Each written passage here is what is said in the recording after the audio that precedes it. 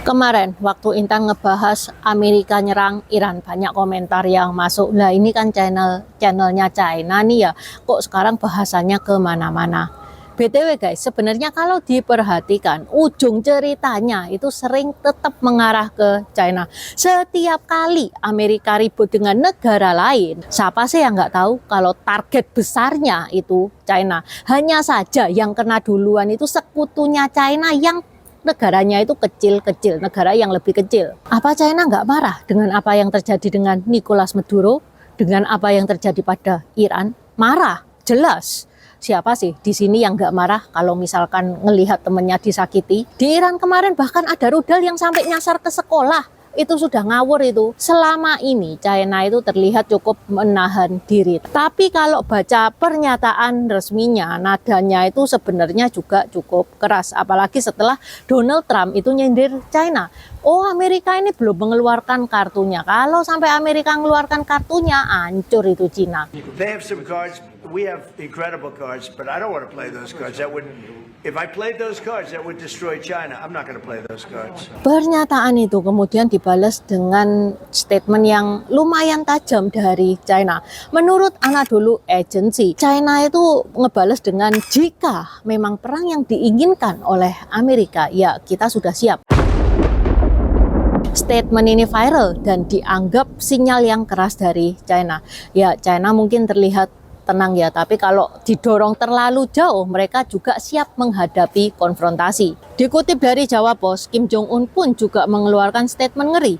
Satu rudal saja cukup untuk menghancurkan Israel. Di video ini, Intan mau ngebahas tentang reaksi dunia setelah Amerika menyerang Iran. Dajahau, wajah Intan, Hani Leta, wajah Bintau Dynasty, Xiaoxi. Kaos yang Intan pakai ini gambarnya Tong Fang Pupai, villain tapi dicintai oleh masyarakat China. Siapa itu Tong Fang Pupai? Intan baru bahas ini nih, linknya di deskripsi juga sudah Intan taruh.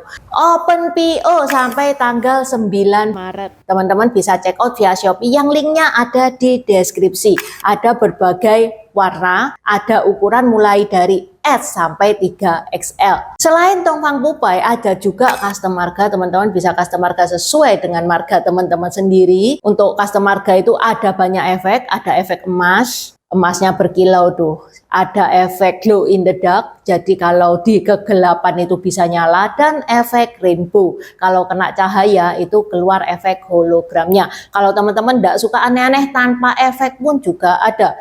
Selain Tong Fang Pupai dan custom marga, ada juga berbagai tokoh Tiongkok seperti Hakim Pao Kerasakti, Neja, Kaisar pertama Qin Shi Huang, tokoh Sampok juga lengkap, mulai dari Guan Yu, juga Liang, Cao Zhelong, Liu Bu, Guan Yu dioperasi oleh Dr. Hua Tuo, Cao Cao, dan lain-lain. Okay, let's start. Jadi setelah Amerika itu nyerang Iran pada tanggal 3 Maret, Menteri Luar Negeri China Wang Yi itu langsung menghubungi mitranya Menteri Luar Negeri Israel Gideon Saar. Dia itu bilang, loh sebelumnya pembicaraan diplomatik itu berjalan dengan lancar. Bahkan Iran dan Amerika ini mulai mendekati titik kesepakatan. Lah kok tiba-tiba antah berantah Amerika itu nyerang. Dalam percakapan itu, Wang Yi juga menyampaikan pesan yang cukup tegas. Intinya, dia bilang kekuatan militer itu tidak menyelesaikan masalah, malah nambah-nambahi masalah. Menurutnya, kekuatan militer itu sebenarnya dipakai untuk mencegah perang, bukan untuk memicu perang. Dari keterangan Kementerian Luar Negeri China, Gideon Saar itu juga menyetujui permintaan Wang Yi supaya Israel itu memastikan keselamatan warga China yang berada di Iran dan Israel. Di sisi lain, dokumen resmi di US Central Command menyebutkan kalau serangan ke Iran pakai pesawat pengebom B-52 Stratofortress Amerika. Pesawat ini bukan pesawat biasa. B-52 dikenal sebagai pembawa bom dalam jumlah yang sangat besar dan sering dipakai Amerika untuk operasi militer jarak jauh. Masih inget ya bahasan Intan tahun lalu pada saat China itu pamer-pamer senjata perangnya, terus dia ngundang sekutu-sekutunya Pak Prabowo datang tuh pada saat itu.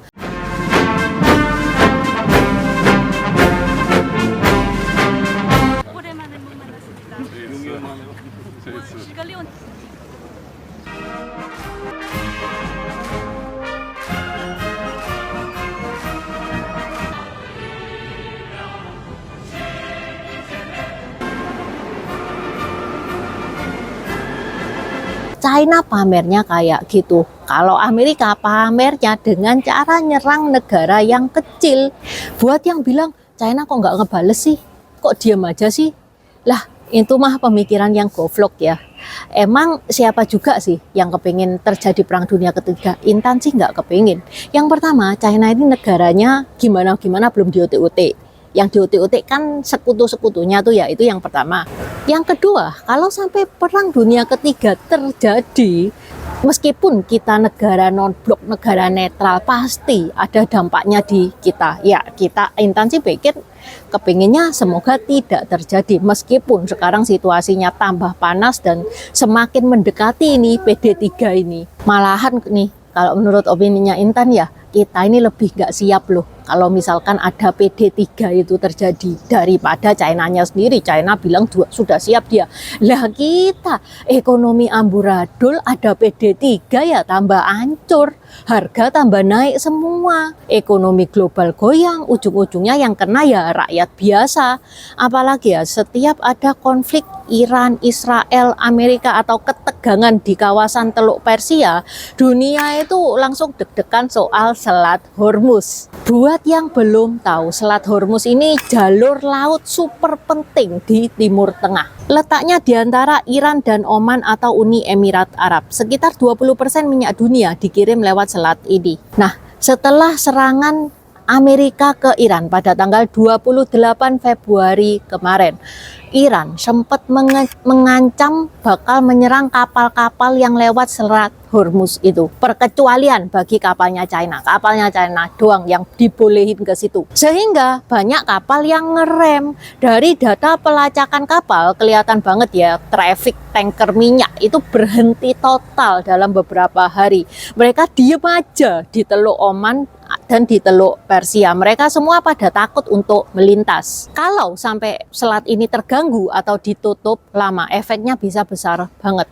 Harga minyak dunia bisa melonjak dan berpotensi memicu krisis energi. Sekarang aja harga minyak sudah naik, iya kan? Yang mana China pun dia nggak diam aja ya, meskipun dia mendapatkan fasilitas boleh melewati Selat Hormuz, tapi ya tetap dia berusaha ngerayu Iran supaya Iran itu membuka lagi Selat Hormuz itu.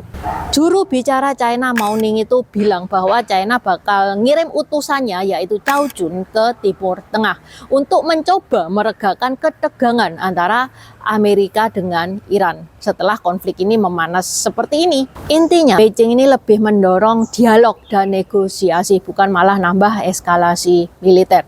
Sedikit konteks ya, Cao Jun ini juga bukan orang baru di urusan Timur Tengah. Dia diplomat senior China yang sejak tahun 2019 memang ditunjuk khusus untuk menangani kawasan Timur Tengah itu. Dan Cao Jun ini sering bolak-balik ke berbagai negara untuk urusan diplomasi. Semoga Cao Jun ini berhasil. Andai kata gagal ya udah, gimana lagi? China sih sudah siap. Oman yang sebelumnya juga jadi mediator negosiasi antara Amerika dan Israel, mereka juga buka suara. Mereka bilang konflik ini jelas melanggar prinsip penyelesaian damai yang selama ini masih diupayakan.